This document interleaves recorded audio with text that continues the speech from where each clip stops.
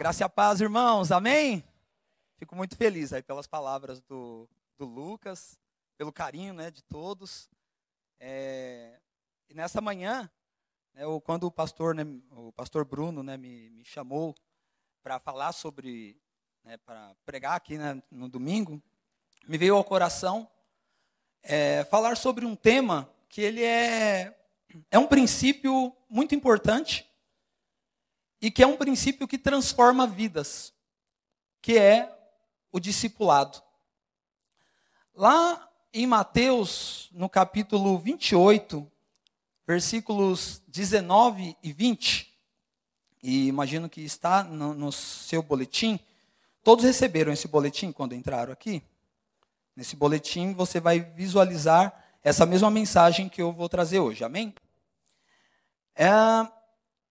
Então, Mateus capítulo 28, versículos 19 e 20, a palavra de Deus diz assim: Ide, portanto, fazei discípulos de todas as nações, batizando-os em nome do Pai, do Filho e do Espírito Santo, ensinando-os a guardar todas as coisas que vos tenho ordenado.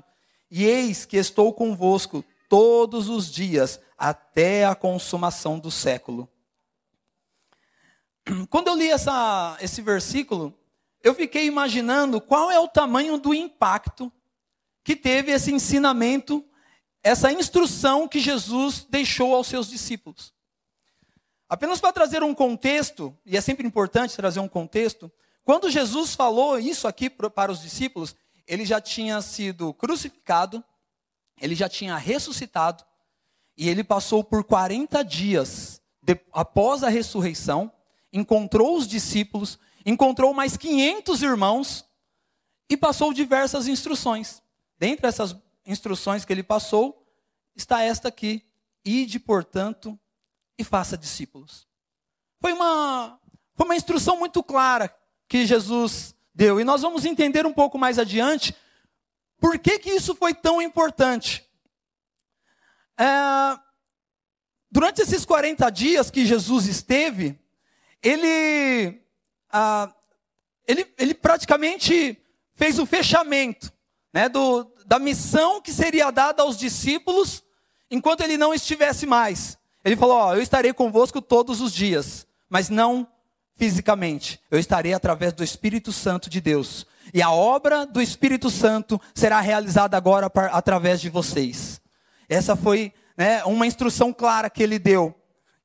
E houve uma pessoa que, apesar de não estar nesse momento, ele não estava presente nesse dia, provavelmente, mas ele foi tremendamente impactado por isso.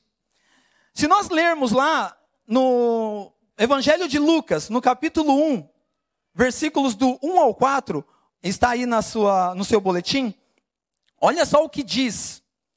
Muitos já se dedicaram a elaborar um relato dos fatos que se cumpriram entre nós, conforme nos foram transmitidos por aqueles que desde o início foram testemunhas oculares e servos da palavra. Eu mesmo investiguei tudo cuidadosamente, desde o começo, e decidi escrever-te um relato ordenado, ó excelentíssimo Teófilo, para que tenhas a certeza das coisas que te foram ensinadas. Quando você lê a Bíblia, você fica curioso para saber como que era de verdade na época? Tem um desenho que meus filhos gostam de assistir no YouTube, que ele se chama Superbook. Alguém conhece isso? Alguns irmãos conhecem. E tem vezes que eu coloco para eles, mas na verdade quem fica assistindo sou eu, né? Porque eles ficam lá brincando, pulando, e eu fico lá prestando atenção.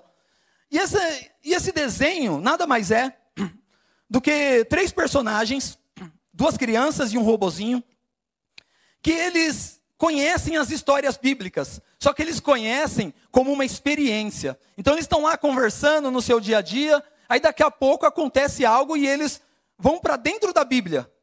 E aí eles falam assim: não, mas como será que era lá no tempo de Davi, quando ele venceu Golias? Aí daqui a pouco eles entram na Bíblia e aparecem no meio da história. Aí eles precisam se esconder de flecha que está indo para lá e para cá, guerras e tal. Eles estão no meio da história. Gostaria de te convidar nessa manhã a entrar dentro da história, a você ter uma experiência com a palavra, através da história que está sendo relatada diante de você. Isso, sabe por que eu estou dizendo isso? Porque isso está acontecendo aqui com Lucas. Lucas, ele está relatando algo. E quando ele começa a relatar algo, você começa a perceber algo diferente.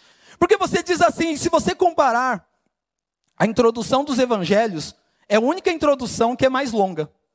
Pode comparar, pode ler o evangelho aí de Mateus, Marcos, João, e leia a introdução do evangelho de Lucas.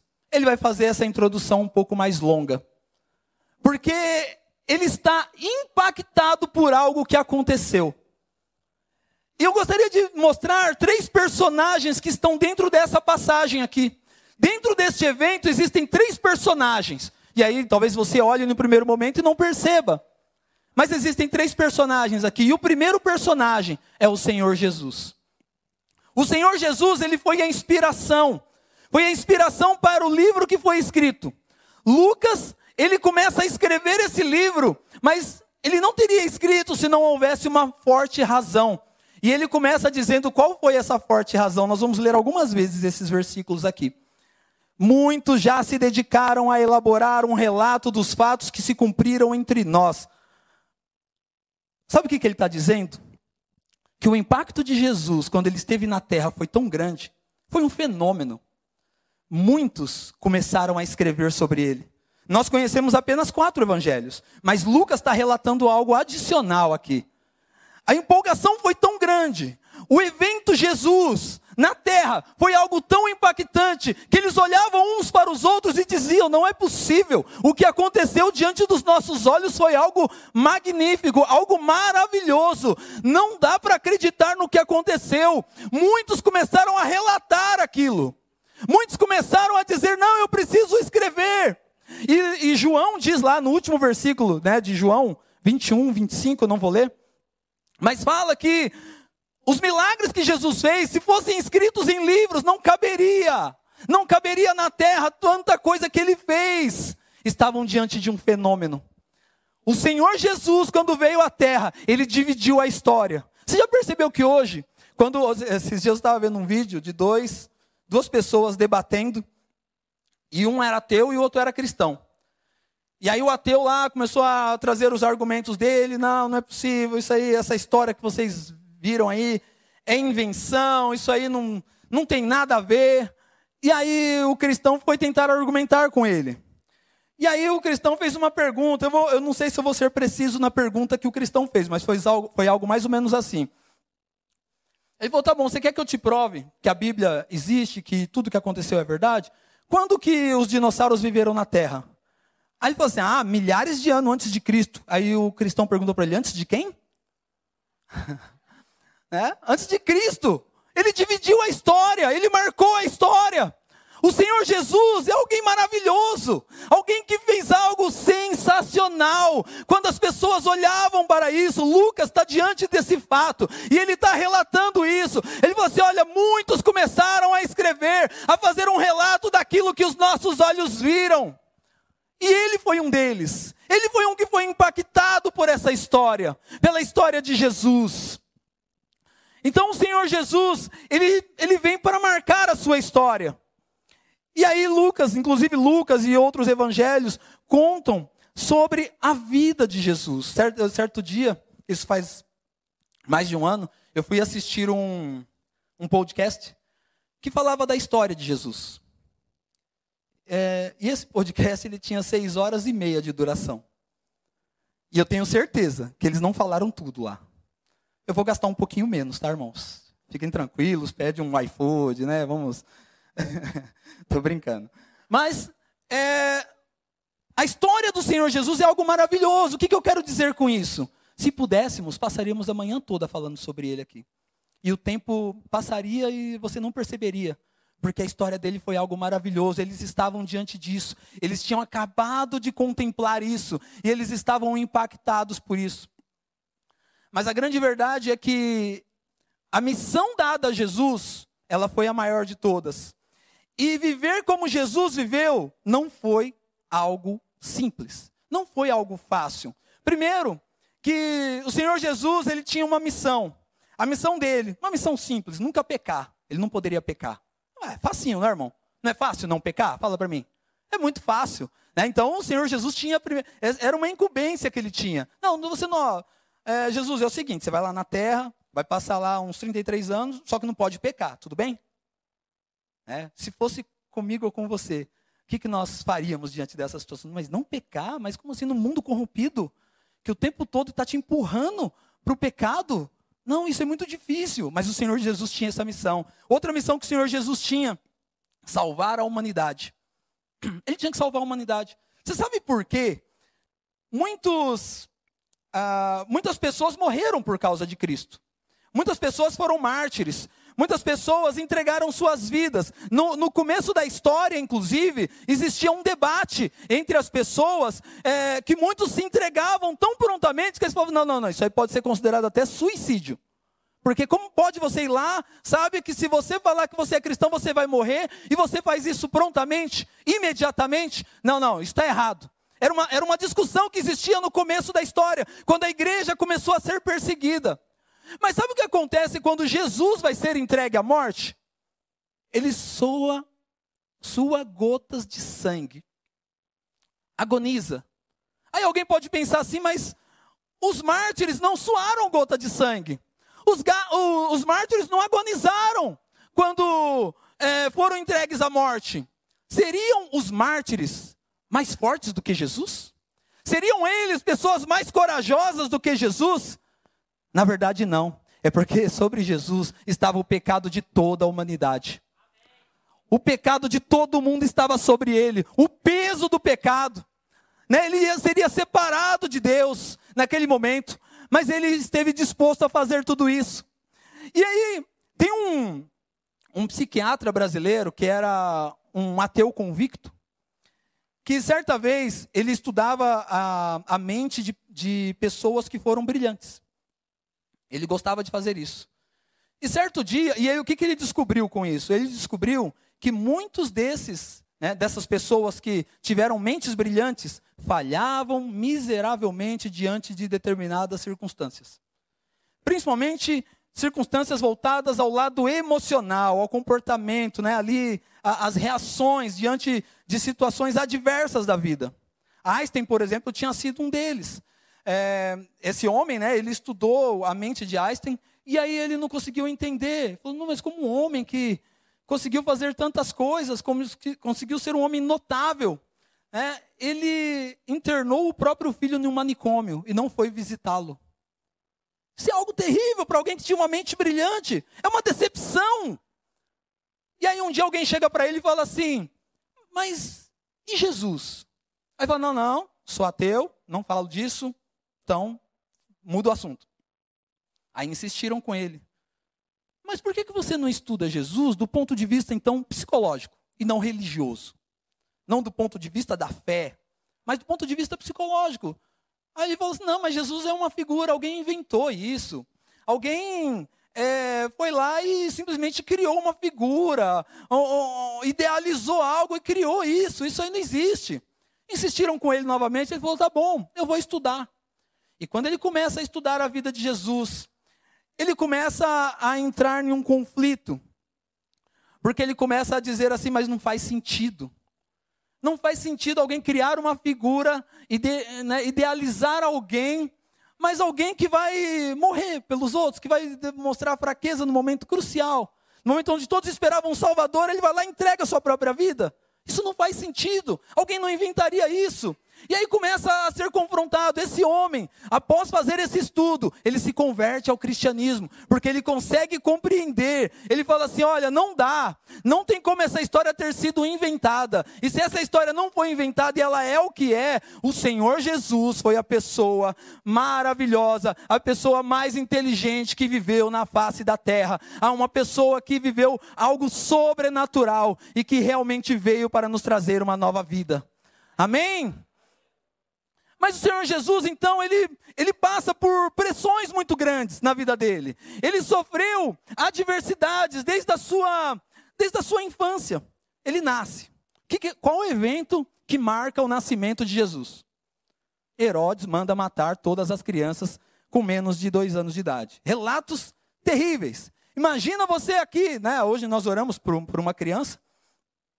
O Lucas orou aqui, né, por uma criança, e eu já fiquei ali compadecido, já fiquei ali chorando por dentro. Só que a Bíblia relata que houve coisas terríveis que aconteceram naquele tempo. Crianças com menos de 2 anos morreram, foram assassinadas por causa de Jesus. Aí ele tem que fugir, a família dele foge para o Egito. Não foi nada fácil crescer ouvindo isso. Jesus, sabe o que é? Quando você nasceu, a gente teve que, eu e o papai, a gente teve que fugir lá para o Egito. Por quê, mamãe? Porque estavam matando todo mundo, porque queriam matar você. E ele teve que lidar com tudo isso. Aos 12 anos de idade, ele vai até uma sinagoga. E aí ele começa a debater ali com os mestres da lei. E aquele fato chama a atenção da mãe dele, porque nesse episódio aí, eles foram para um lugar, eles voltam, aí os pais dele sentem falta dele, aí procuram por 3 dias, encontram ele na sinagoga e falam, mas Jesus, o que está acontecendo? E ele está lá debatendo. Sabe o que significa isso? Ele precisou viver no anonimato. Ele já sabia quem ele era, provavelmente ele já tinha se dado conta que ele seria o Salvador, mas ele precisou viver no anonimato até os 30 anos, não tem relato. Viveu no anonimato, isso é muito difícil, irmãos. Você consegue guardar segredo? É difícil, não é? Jesus teve que guardar segredo por 18 anos, né? Dos 12, pelo menos né, se foi aos 12 que ele se deu conta, por 18 anos ele precisou guardar segredo. Só que aí vem o problema seguinte, depois de guardar segredo por 18 anos, quando chega aos 30 anos, o que acontece? Ele é chamado para o ministério, né, é batizado, ali ele já trabalhava, já tinha uma profissão, né? Aí ele vai lá e é chamado. Ele está um determinado dia numa sinagoga, alguém dá o livro para ele lá, né, as escrituras para ele, e abriram onde? Em Isaías. Isaías profetizou acerca dele. E quando ele lê Isaías, ele fala para as pessoas que estavam ali, hoje está se cumprindo essa palavra. Vocês estão diante dessa promessa aqui. Todo mundo que gostava dele, dava tapinha nas costas, dava sorriso, ficou furioso com ele, expulsaram ele daquele lugar. Ele já teve que lidar logo com a rejeição. Como é difícil, irmãos, eu já passei por isso, estava em reunião lá e tal, todo mundo sorrindo e tal, falei uma coisa lá, todo mundo ficou bravo, me expulsaram da reunião, foi um constrangimento, falei, rapaz, que coisa terrível, fiquei dias sem dormir direito, né? Uma situação, né, constrangedora, Jesus passou por isso. Ele teve que lidar com tudo isso. Não foi fácil fazer o que Jesus fez, mas ele foi um marco na nossa história.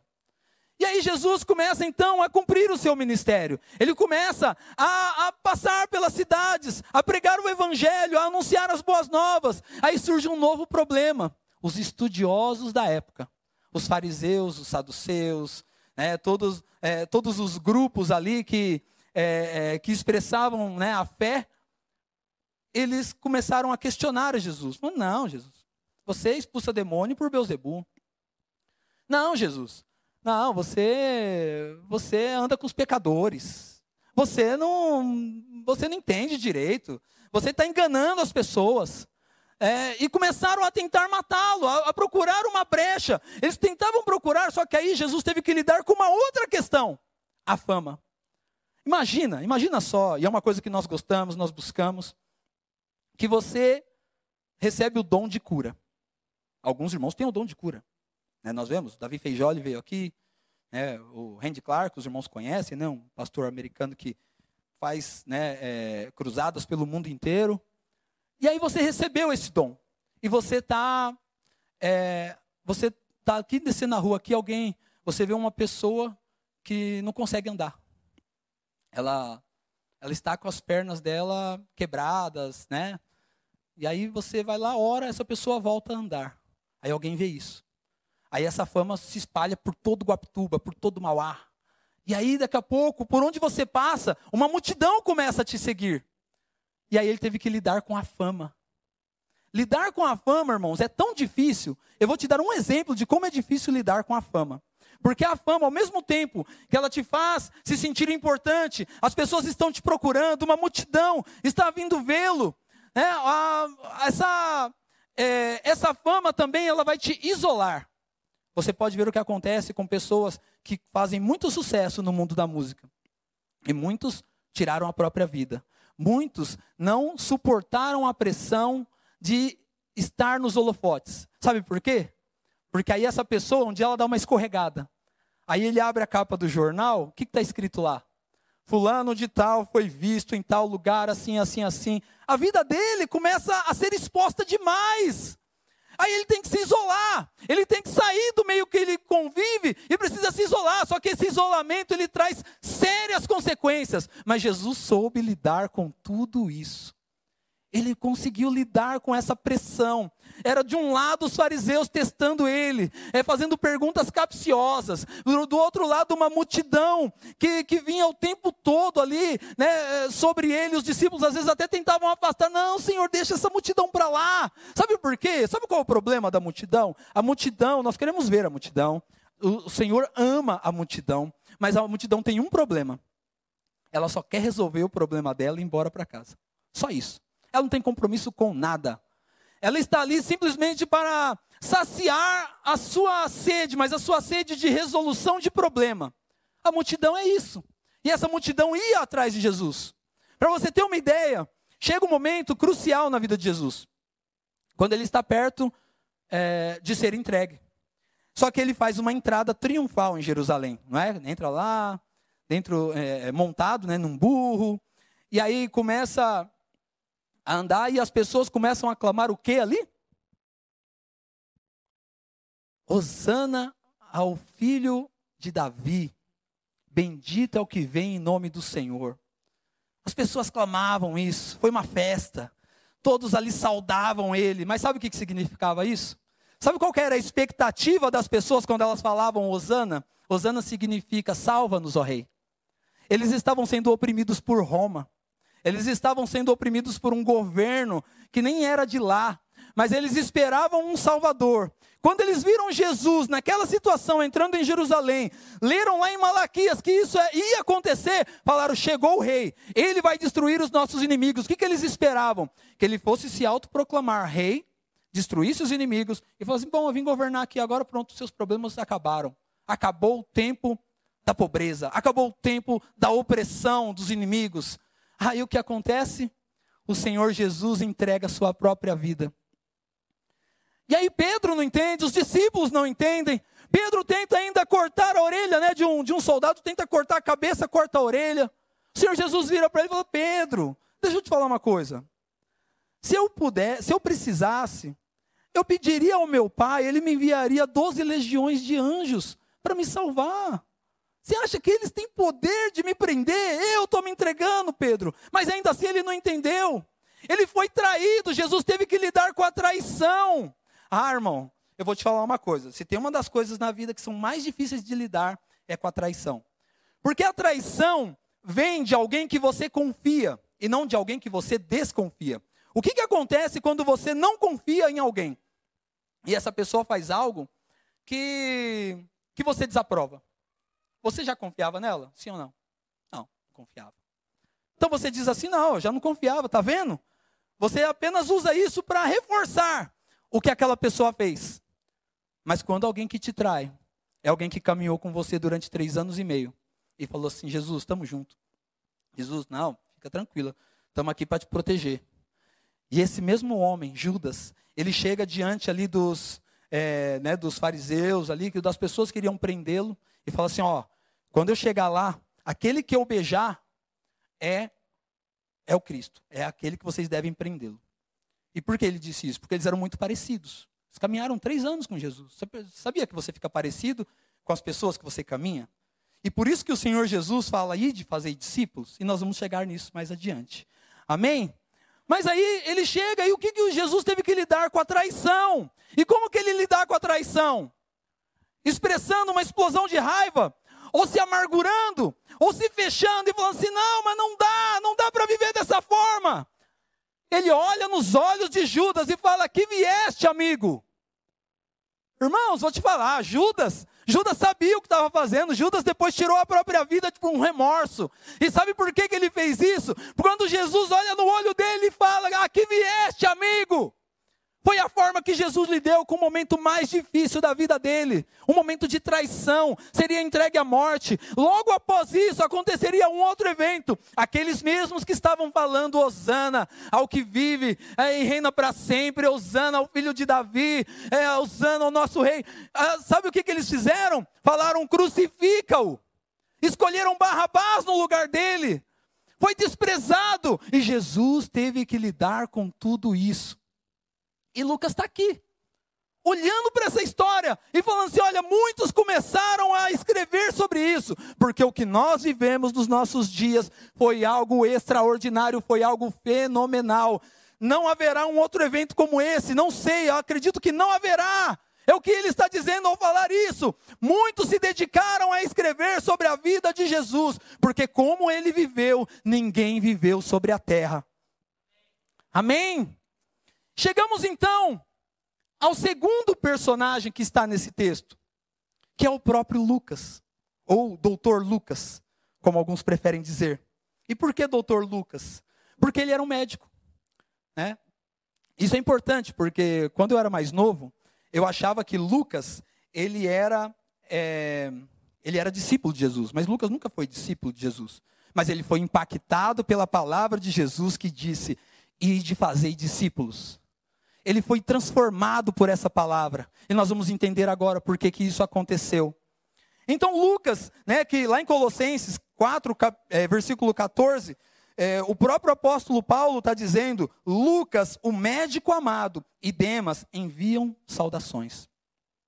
Ele era um médico, um homem estudioso, um homem detalhista, um homem que foi muito útil para a obra do Senhor. Um dia, Lucas, ele se depara então com a realidade que tinha acontecido. E ele começa a entrevistar as testemunhas oculares, que é o que ele está dizendo aqui. No versículo 2, conforme nos foram transmitidos por aqueles que desde o início foram testemunhas oculares e servos da palavra. Ele entrevistou as pessoas. Lucas conversou com as pessoas que estiveram com Jesus. E ele buscou por mais detalhes. Era um médico. E eu vou te falar uma coisa, irmão. Se vida de médico hoje, com tecnologia, com todo o suporte que tem, não é fácil, lá naquela época eu também acho que não deveria ser fácil. Só dando um exemplo, eu tenho 2 filhos. O Felipe nasceu prematuro. E foi a mesma obstetra, né, que fez o parto dos meus 2 filhos. Então, como ele nasceu prematuro, certamente não estava sendo esperado para aquele dia. E aí, às 11 horas da noite, a obstetra recebe um telefonema.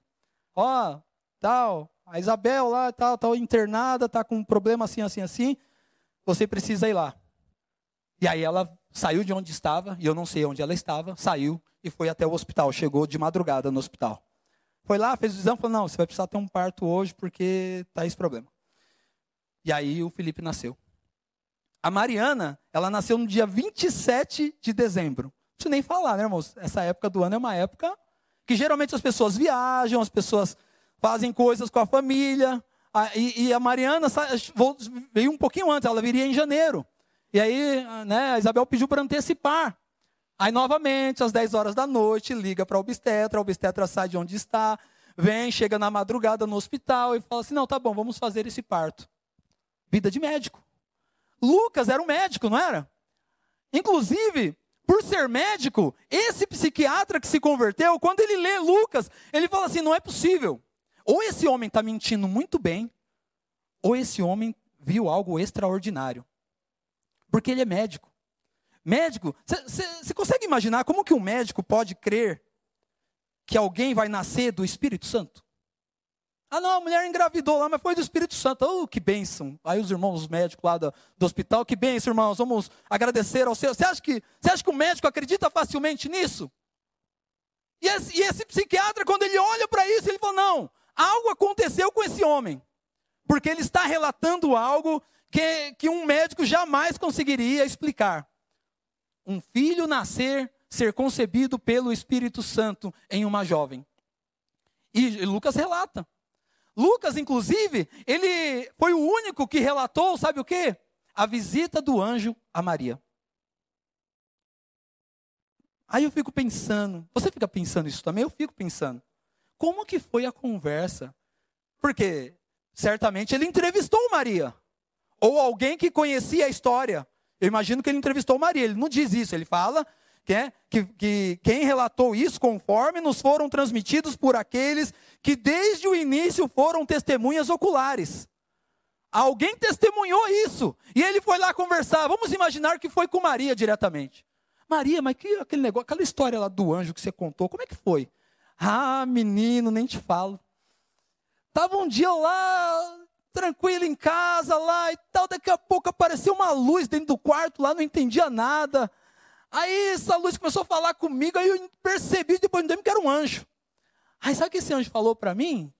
Falou que eu ia ter um filho. E está lá Lucas relatando aquilo, registrando tudo aquilo. Detalhadamente, porque ele fala no versículo 3, inclusive, eu mesmo investiguei tudo cuidadosamente. Então ele está lá, conversando com Maria, ou com a pessoa que sabia da história. E aí Maria falou para ele assim, olha, eu tive esse filho, eu engravidei mesmo, fui visitar minha prima lá longe demais, andei muito para chegar até lá, aí visitei minha prima, ela também estava grávida, que era de João Batista, olha que história, Lucas, e ele está lá relatando, anotando, registrando essa história detalhadamente, minuciosamente, ele faz isso. E ela falou, eu escrevi até um cântico, escrevi um cântico para adorar ao Senhor. Aí Lucas fica curioso e fala assim, Maria, você tem esse cântico aí para você me mostrar? Tenho, está aqui guardado, deixa eu te mostrar, meu filho. Está aqui, ó. Maria, você se importa se eu copiar isso aqui e registrar num livro que eu estou escrevendo? E aí Maria fala, claro, meu filho, pode fazer isso sim. Pode fazer isso, não tem problema. Eu fico muito orgulhosa até de você fazer isso. Como será que foram as entrevistas que ele fez? Só que sabe qual é o problema? Ele era médico. Tinha essa vida corrida de médico. Essa vida de estar de madrugada dormindo e alguém bater e falar assim, fulano lá teve um problema, caiu da escada lá, foi mexer na hora errada. Você pode ir lá para resolver esse problema para a gente? Aí ele tinha que ir lá. Aí tem um dia que alguém marca uma consulta com ele, uma consulta de rotina. Aí o Lucas tem que ligar lá e falar assim, hoje eu não vou poder ir, porque... Estava conversando com o apóstolo Paulo ali, ele me chamou para ir numa outra cidade lá, que eles vão pregar o evangelho, eu queria acompanhar eles. Porque Lucas acompanhou a vida dos apóstolos. Lucas escreveu 2 obras na vida dele. O Evangelho de Lucas e Atos dos Apóstolos. Em Atos dos Apóstolos ele até se empolga, porque chega uma hora que ele começa a narrar na primeira pessoa. Quando nós íamos à oração, aconteceu tal coisa, uma jovem aconteceu isso, e Paulo olhou no olho dela e expulsou o demônio, e depois ele foi preso. Ele relata até detalhes de quando Paulo estava preso dentro da prisão. Como que teria sido possível fazer isso? Ele caminhou com esses irmãos. Sabe o que Lucas representa? Alguém que abre mão de tempo na sua vida, mesmo exercendo uma profissão ou não, para cuidar de outras pessoas.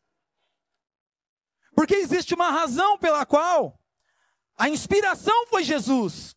Mas existia uma razão pela qual ele estava escrevendo isso. E nós chegamos então ao nosso terceiro personagem, que vocês verão aí, né? Você pode ver no seu boletim, mas você vai chegar nesse terceiro, que é Teófilo. E ele fala, olha, eu mesmo investiguei, versículo 3, eu mesmo investiguei tudo cuidadosamente, desde o começo, e decidi escrever-te um relato ordenado, ó excelentíssimo Teófilo, para que tenhas a certeza das coisas que te foram ensinadas. E aí você deve estar se perguntando, como eu me perguntei, quem é Teófilo? A Bíblia não nos diz muito sobre Teófilo. Vamos tentar descobrir algumas coisas, pelo que o próprio Lucas fala, porque nós não temos informações. Podemos encaixar um pouco o quebra-cabeça e entender quem foi Teófilo. Porque Teófilo foi a pessoa que fez com que Lucas parasse a sua vida para escrever 2 obras, para apresentar a ele. E o fato dele usar a expressão, ó excelentíssimo Teófilo, já denota que Teófilo era alguém de grande importância. Talvez um oficial romano, alguém da alta classe. E esse Teófilo foi alguém também que ouviu falar sobre Jesus. Esse Teófilo Alguém um dia chegou para ele e começou a ensinar sobre tudo o que aconteceu. Rapaz, teve um homem aí que viveu, Teófilo. O homem era bom mesmo, hein? Você acredita que teve um dia que ele andou sobre as águas? E Teófilo está ali, mas rapaz, como assim? Sobre as águas. O que mais que ele fez? Ele curou leprosos. Mas lepra não tem cura. Então, rapaz, você acredita? Onde ele ia, curava leproso. O que mais? Ele curou cego de nascença. E Teófilo está ali, aprendendo aquelas coisas. Mas ele ainda não conhecia até então. E ele começa a dizer, mas rapaz, é tudo isso mesmo que vocês estão dizendo. Ah, tem uns galileus lá que falaram que o negócio lá foi bravo, hein? Nossa, olha, eu vou te falar, quanta coisa aconteceu quando esse homem estava aqui na terra. E Teófilo está ali, prestando atenção em tudo. E dizendo consigo mesmo, não, mas isso é muito exagerado. E um dia, Teófilo, não sei em qual ocasião, a Bíblia também não nos diz isso, mas ele conhece o doutor Lucas. E eu imagino que ele deve ter chegado para o doutor Lucas e falou assim, Lucas, talvez em uma consulta, não sei. Lucas, você já ouviu falar de um tal de Jesus que viveu, que andou sobre as águas, que fez tempestade parar, que treinou 12 pessoas que eram incapazes, que era motivo de chacota para os inimigos dele. E esses homens aí estão rompendo, parece, aí me falaram que estão, um fala, 5.000 se converte, o outro fala, acontece milagres. Lucas, você já ouviu falar disso? Essa história não está muito exagerada não, Lucas? Lucas, eu confio em você. Você é um médico, você é um cara dedicado, você é um cara estudioso. Você é um cara centrado, você é um cara que vai conseguir me explicar isso. E aí Lucas diz para Teófilo, pode deixar, Teófilo. Eu vou investigar tudo de forma minuciosa. Eu vou investigar isso que você está me falando. E eu vou fazer um relato ordenado de todos esses fatos para você. Para que você tenha certeza de todas essas coisas que você está aprendendo agora. Teófilo, sabe quem que Teófilo representa? Porque nós não temos muitas informações sobre ele. Sabemos que era alguém provavelmente importante. Alguém que tinha ouvido falar sobre Jesus. Alguém que tinha curiosidade sobre Jesus. E eu gostaria de falar um pouco aqui, abrir um parênteses, falar um pouco sobre os nossos cursos. Quinta-feira nós encerramos um, que foi o de finanças. E nós temos outros cursos na igreja. Como é importante, quando nós estamos caminhando com Cristo, que nós aprendamos mais dele. Porque aqui, aos domingos, você vai ouvir uma mensagem de inspiração. Você vai ouvir uma mensagem, algo que vai tocar o seu coração. Mas durante um curso, você vai se aprofundar dentro de um tema. Quão importante é isso?